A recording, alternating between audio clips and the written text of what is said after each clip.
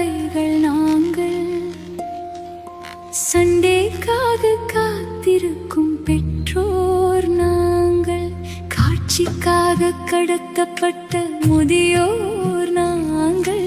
இது முதியோர் காட்சி சாலை. எங்களிடம் பால் குடித்த குழந்தைகள் அவ்வப்போது வந்து செல்லும். அன்று ஆட்சி செய்தோம், இன்று காட்சி பொருளாக ஆக்கப்பட்டோம். முதியோர் இல்லம் வீடாகுமா? 3 வேளை சோறு முழுமையாகுமா? வணக்கம் மேடம், நான் இறைவழி ட்ரஸ்ட் முதியோர் இல்லம் பறவையிலேருந்து பேசுகிறோம். இன்று நமது இறைவழி முதியோர் இல்லத்திற்கு இன்று தெய்வ திரு மீனாட்சி அம்மாவோட பிறந்த நாளில் அவங்களுடைய ஆன்மா சாந்தி அடைய எங்கள் முதியோர் இல்லம் சார்பாக வேண்டிக் கொள்கிறோம். அவங்க ஆன்மா சாந்தி அடைய இறைவனை வேண்டிக்கிறோம்.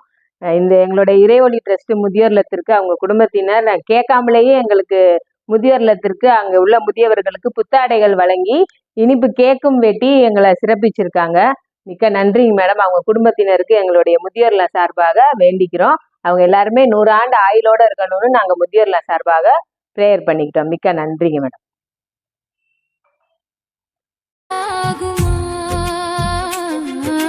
மாதம் மாதம் பணம் கட்டும் பரிகாரம் ஏனது பாசத்தின் பசியாற்றுமா?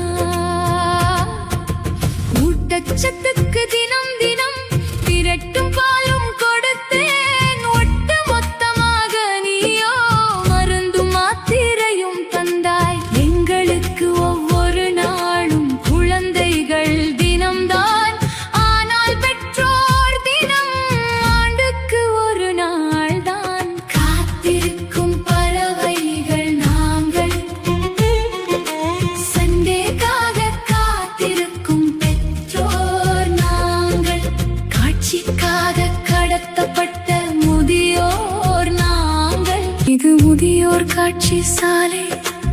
எங்களிடம் பால் குடித்த குழந்தைகள் அவ்வப்போது வந்து செல்லும்.